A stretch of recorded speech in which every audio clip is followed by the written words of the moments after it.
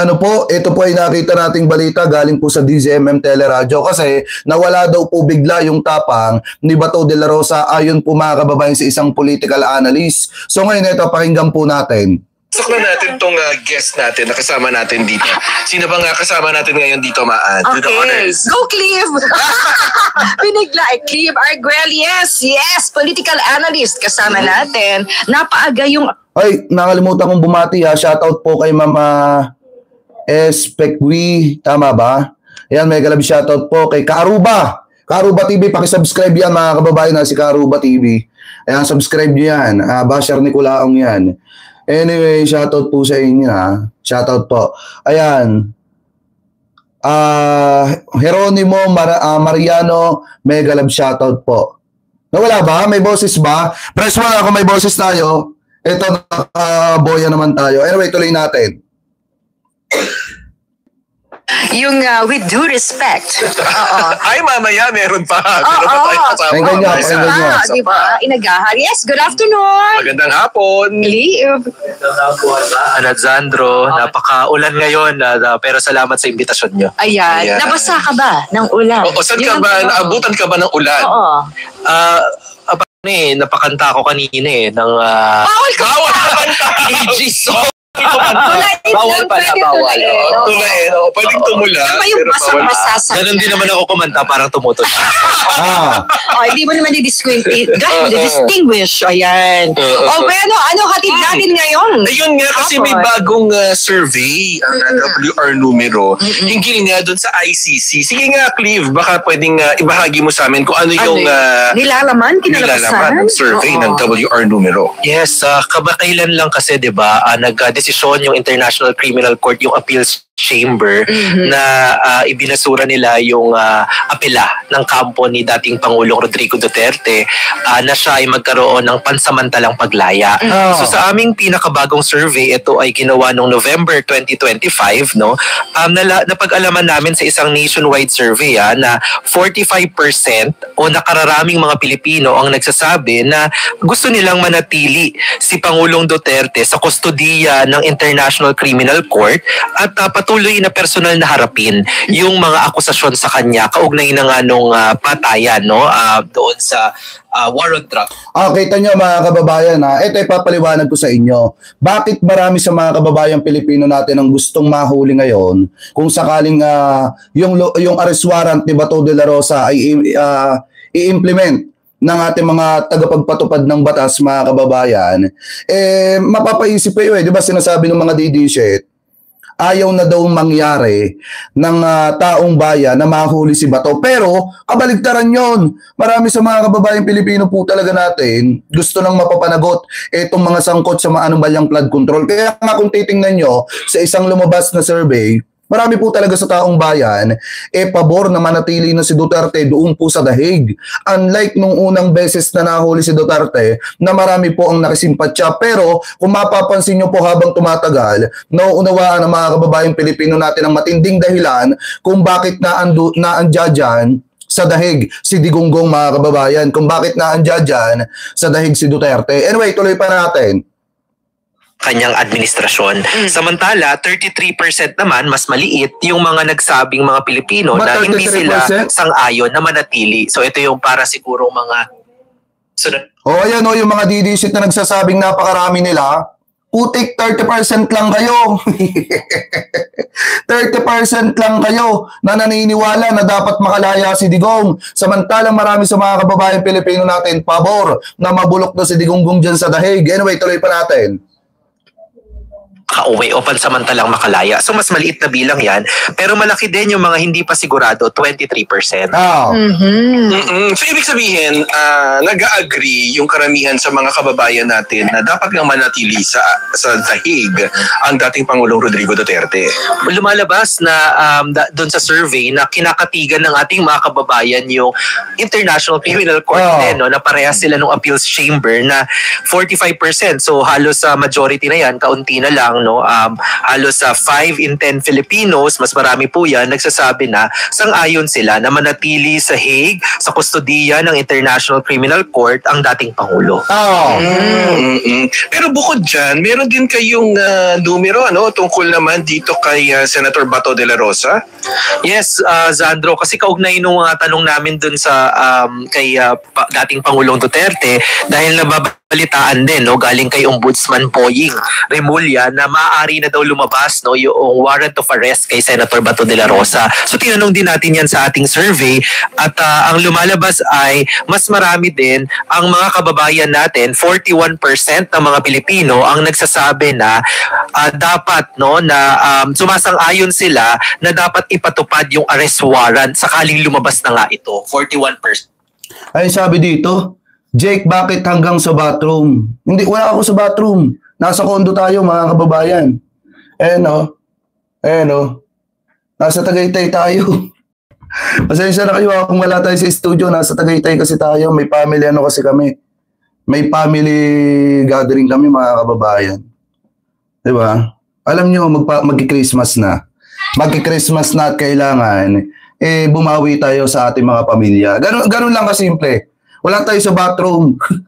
Ito mga didisit na ito. Ito tanggapin nyo Tanggapin nyo ang katotohanan. Marami ang mga kababayang Pilipino natin na pumapabor din na maaresto na si Bato de la Rosa. Wala tayo sa wala tayo sa bathroom, gagi. Merong mga hindi sang-ayon dyan, kalapit lang din, no, 36% naman ang hindi sang-ayon, samantalang 24% ang hindi sigurado.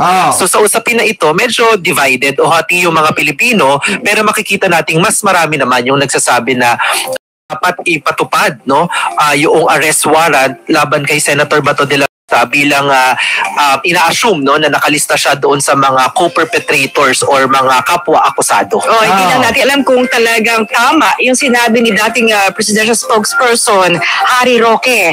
Siya yung nagbunyag, no, na mayroon ng arrest warrant itong si Senator de la Rosa na una nang binanggit, no, ni Ombudsman Boying Remulla. Kung kapag-kumpara mo yung parang pahayag nila, mukhang lumabas na nga yung warrant of arrest ni De La Rosa, no? At mukhang mukha ding, I think... Alam niyo mga kababayan na ito lumabas na po talaga. Lumabas na po talaga ang arrest warrant ni Senator Bato. Ngayon mga kababayan, ang inaano na lamang kung kailan po i-implement yan. Kasi ang pagkakaalam ko, lumabas na po yan sa International Criminal Court. Ngayon ipapadaan na po yan mga kababayan sa Interpol. Ngayon, pag ipinadaan po yan sa Interpol at ang Interpol ay nag-request sa Pilipinas mga kababayan ng assistant, like nung nangyari kay dating Pangulong Rodrigo Duterte, wala pong magagawa yung ating kapulisan kung hindi ipatupad yung arrest warrant na yan. At dyan na nga mangyayari mga kababayan, yung pagsama ni former Senator Antonio Trillanes, doon po mga kababayan sa ating mga kapulisan para pusasan etong si Bato de la Rosa. Kasi ganito yan kung titingnan ninyo, dapat bago magpasko, etong si Senator Bato de la Rosa, maaresto na. Dapat bago magpasko. And then, pagdating na nga January, mga kababayan, January, February, ang isusunod na po dyan ay si Senator Bongo. Kasi yan po yung mga kasama talaga ni Digonggong nung ipinapatupad po nila yung madugong pakikipaglaban sa ipinagbabawal na bato. Diba? Kaya nga kung titingnan ninyo, kanino ko ba narinig yung by January? Kay Sir Ronald Llamas ata yun, by January mga kababayan. Etong si Bongo ang susunod. Ay, kay kay former Senator Antonio Trillanes, by January or by next year mga kababayan, 2026, si Bongo na po ang susunod. At after ni Bongo, baka kasunod na rin yung si Sara Duterte dahil idinawit po yan ni Las Cañas. Anyway, tuloy pa natin. At this point, inaasahan na nga din ni Senator Bato kasi medyo ilang linggo na din siyang hindi nagpapakita sa Senado, diba? At hindi natin masyadong alam ang kanyang whereabouts, no? So mukhang pag pinagtagpi-tagpi natin itong early announcement ng Ombudsman, tapos si President ating presidential spokesperson Harry, mukhang siya din ay alam niya na papalabas na yung arrest warrant. Kasi sabi ng otoridad, no? I think ang ombudsman ay nasa gawing Pampanga. Kung mobile yan, yung sinabing Pampanga noong nakaraang linggo, wala na siguro yun. Pwedeng nagpangasinan o Kataraki. Yung malay mo, dito lang sa Quezon City. Pero ito, nanawagan din ang Office of the Prosecutor at yung Office of Public Counsel for Victims sa ICC Appeals Chamber na i-dismiss na, ibasura yung appeal. Kasi nga umaapila pa yung kampo ni Duterte sa The Hague, sa ICC, sa jurisdiction nga ng ICC. Dapat daw, kumbaga, ang sinasabi kasi ng ICC, bigo naman yung legal team ni Duterte. Tama. Alam mo yon na i-prove, no? Na walang kung tutusin naman talaga mga kababayan, dapat talaga i-dismiss na at huwag nang payagang mag-apila pa na mag-apila para sa interim release ni dating Pangulong Rodrigo Duterte yung kanyang team. Kasi wala na na-dismiss na. Kung tutusin talaga mga kababayan, sa usapin ng interim release, dapat po wala na talaga. At ang dapat na sunod na harapin na ng kampo ni Duterte kung paano nila ididepensa si Digong sa kaso niyang crimes against humanity. Anyway, tuloy pa natin.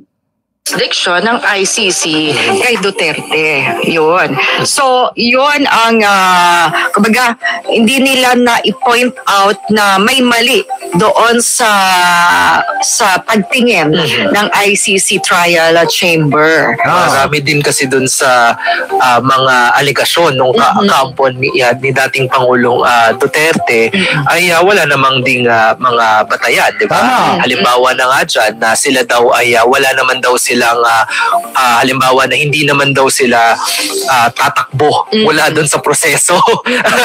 Hindi naman daw nila tatakbuhan yung paglilitis, di ba? Samantalang ang sinasabi ng kanyang mga kaalyado, no less than yung kanyang mga family members mismo ay iba, di ba?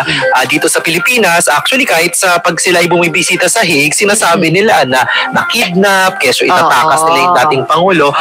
Kahit yung mga comments sa online, di ba? Ganun din. So, mukhang kahit mismo sila, hindi nila na-convince yung korte dahil pag binasa lang yung kanilang mga pahayag, lumalabas na, hindi naman nila gustong magpaloob doon sa proseso ng pananagutan ng justisya ng International Criminal Court. Oo, at sinasabing, di ba, sinumitira nila yung mga pruweba nung sa kalusugan. Kasi yun ang sinasabi nila na matanda na, hindi na kaya ng pangatawan, may sakit na ang dating Pangulo, no? So, hindi rin yun binigyan talaga ng weight, no?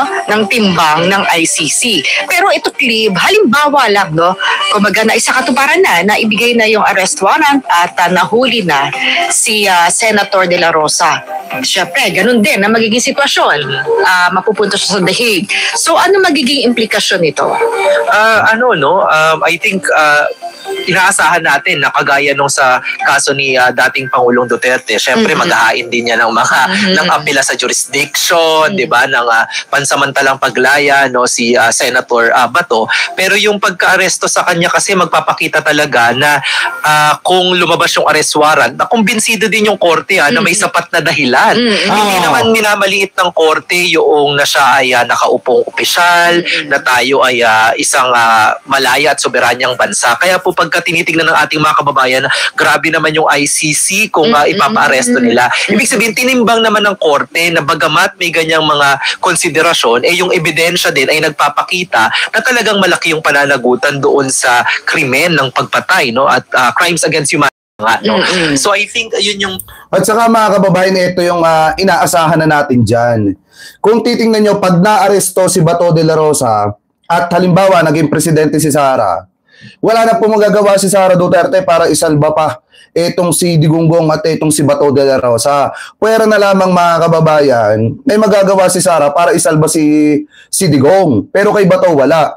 Kasi ang mangyayari dyan, pwede nilang gawing sakripisya lang itong si Bato de la Rosa. Pwedeng sabihin ni Sara, o sige, total naman, ikaw ay natulungan na ng aming pamilya, nagkaroon ka ng posisyon sa gobyerno, na yung pangarap mong ranggo sa PNP na ibigay namin, baka naman pwedeng solohin mo na, aminin mo na lahat ang mga pananagutan, sabihin mo, ikaw yung nakaisip ng ganyang klase ng plano na naging dahilan para yung mga kababaeng Pilipino natin na pobre, tamaan yan. At yung mga drug lord, yung mga mayayaman, yung mga sangkot sa ipinagbabawal na gamot, binigyan pa ng posisyon sa gobyerno. So sabihin mo na lang ba to? Baka pwedeng sabihin ni Sarang ganito, o baka sabihin niyang ganito, ikaw yung nakaisip, ikaw yung arkitekto ng madugong pakikipaglaban sa ipinagbabawal na bato, at ikaw din yung implementor. Sabihin mo si Digunggong walang kasalanan at sinusolo mo lahat. Possible mga kababayan na ganyan yung mangyari. 'Di ba? Kaya siguro ayaw ni Bato de la Rosa magpa-aresto at nagtatago na. Epekto no na kumbaga magpapalakas ng loob doon sa mga biktima at sa mga survivors ng war on drugs na kakitaan nila kahit nakakaunting pag-usad yung paghahanap nila sa hustisya. At hindi dapat talikuran, kumbaga tumakbo si Senator De La Rosa. Harapin niya dapat itong kumbaga napipintong pag-aresto sa kanya. No? Kasi hindi natin alam kung anong kanyang next move eh. Yes, dapat. Tingin mo yung no-show niya, anong ibig sabihin nun? Yung mga, diba? At saka po, baso, galawin, at saka ba? Diba? Oo. Patawag. So, yung tingin mo, yung ganong, ito, lately, sabi mo, ilang araw, simula nung nabalita yan, walang nababanggit sa kanya, hindi natin siya naririnig. Sabihin nun. Ayun na nga yun na nga, parang din nawala na din yung tapang ni Senator Bato. Maalala natin, bago lang, no, ilang linggo lang bago itong diskusyon ng arrest warrant, di ba? Ang matatapang yan, no? Matapang si Senator Bato. Naalala ko din, sinabi niya na go ahead, make my day, di ba? Kay Senator, dating Senator Trillanes, arrest me, make my day.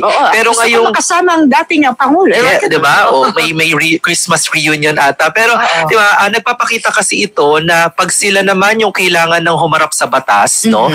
Pag panahon na nila na sumagot dun sa mga akusasyon laban sa kanila, ay ayaw naman nilang harapin. Samantalang nung kanilang panahon na sila ay nangunguna sa administrasyon, matandaan natin, hindi naman senador lang si Senator Bato, kaya po siya may kaso ay dahil siya po ay dating chief ng Philippine National Police.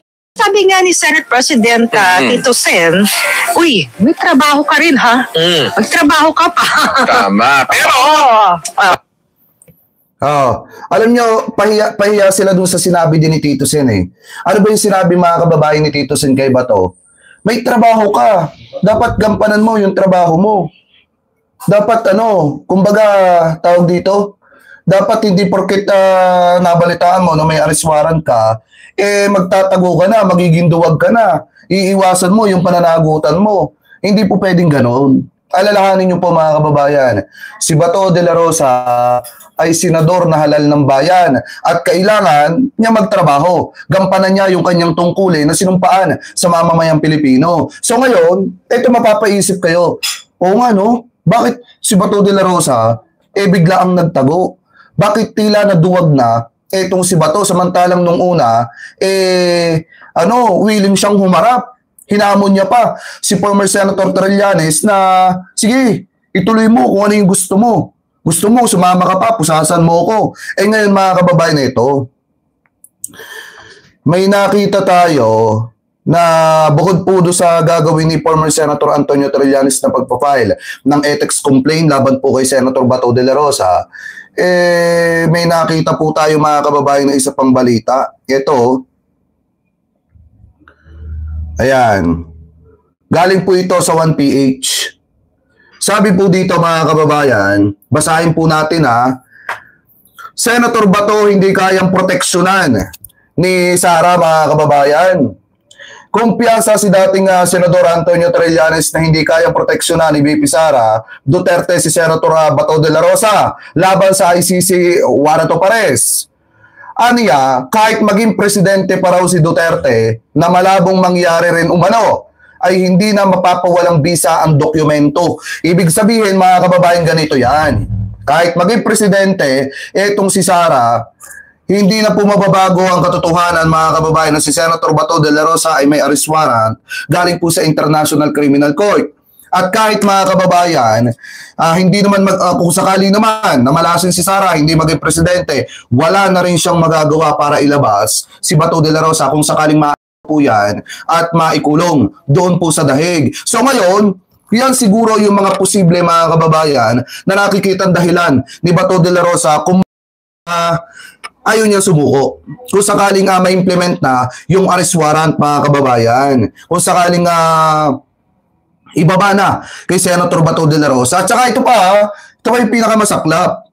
Pwede rin gawin, yung sabi ko nga kanina, ang pinaka-worst scenario dyan, kapag ito pong si Sara Duterte ay nakiusap kay Bato de la Rosa ng isang mabigat na bagay. Ano yon? Yung sinabi mga kababayan ni former Chief Justice Sereno. Di ba? Yung sinabi ni former Chief Justice Sereno na si Bato de la Rosa ang tanging paraan para makakalabas itong si Dugong dyan po sa dahig. Ano yung possible na gawin niya?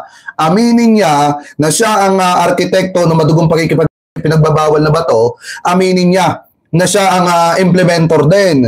So parang ang mangyayari dito, sasabihin niyang walang kasalanan si Digong at walang kinalaman dyan at siya ang nasa likod ng lahat. O di siya yung mabubulok sa bilangguan ng International Criminal Court. Ang problema, eto na. Ang problema, gagawin kaya yan ni Bato de la Rosa para sa utang na loob kay Digonggong? Siyempre hindi. Kasi masisipin ni Bato de la Rosa yung kanyang sarili kaysa maging sakripisya lang, kaysa maging fall guy. Di ba mga kababayan? So sabi pa nga dito, kung titingnan nyo, sa quote-in-quote, ayan sa quote-in-quote ni former Senator Antonio Trillanes, sabi po dito mga kababayan, ito daw. Sabi nila magiging presidente raw si Sara Duterte sa 2028. Which, nagdududa daw siya mga kababayan. Pero kahit na mangyari yan, hindi pa rin mawawala ang warrant na yan. Hindi siya, si Senator Bato, kayang proteksyonan ni Sara Duterte sa international commitment natin mga kababayan. Ibig sabihin, wala talagang magagawa si Sara para po kay Bato. Ang magagawa lang ni Sara Duterte, ilaglag si Bato de la Rosa. Diba? At isalba ang kanyang tatay. Sa paanong paraan? O di pakiusapan nga niya si Bato na aminin lahat yung mga pananagutan at sabihin na walang kasalanan si Duterte sa batas. Di ba? Yun mga kababayan ang pipwedeng gawin ni Bato de la Rosa at saka ni Bongo. Lalo na pag na-aresto pa yun si Bongo, lalo na hindi sila close ni Sara Duterte. Di ba? May away sila ni Sara. Pwede niya ring idiin etong si Bongo dyan sa dahig. Kaya nga alam nyo, ito kay Bato, kay Bongo, iwanan nyo na yung mga Duterte. Kasi, biruin nyo sa huli, kayo lang din ang iipitin ng mga yan. Biruin nyo, saglip na mag-alala, si Paulo Duterte kay Bato de la Rosa. Anong ginagawa ni Paulo Duterte? Gustong mag-travel sa 17 bansa. Sa kaya kumukuha ng kapal na mukha yan, ba ako nagtatanong lang naman, sa kaya kumukuha ng kapal ng apog po yan. Diba? At saka ang dami nilang pera. Birin nyo, 17 bansa, magta-travel ka kasama ang dahig. Yan ang sinasabi ko sa inyo mga kababayan, na malas kayo sa niluklok ninyo, especially dyan sa Davao City. Dahil kita nyo, saglit na magtrabaho, saglit na tulungan kayo dyan sa Davao City, anong ginagawa? Pa-travel lang. Diba? Hindi kayo iniisip.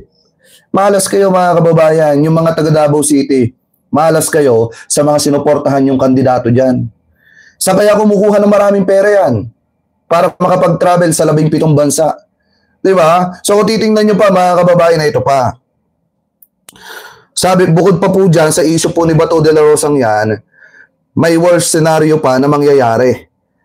Ano po mga kababayan, talagang posibleng ipasibak si Bato sa Senado or kaya ipasuspended. Etong si Bato. Eto, nakita nating balita. Asan ba yun? Yan, ito mga kababayan. Pinaka-worst scenario na mangyayari. Ang ipasibak si Bato. Ayan Basahin natin para maintindihan nating lahat. Sabi po dito, ayan, ayon sa Philippine Star, eto daw. Sinabi ni dating Senador Antonio Trillanes III na handa siyang mag-file ng ethics case laban kay Senator Ronald Bato de la Rosa kung walang ibang magsusumite. Sabi pa dito, Eto ba daw?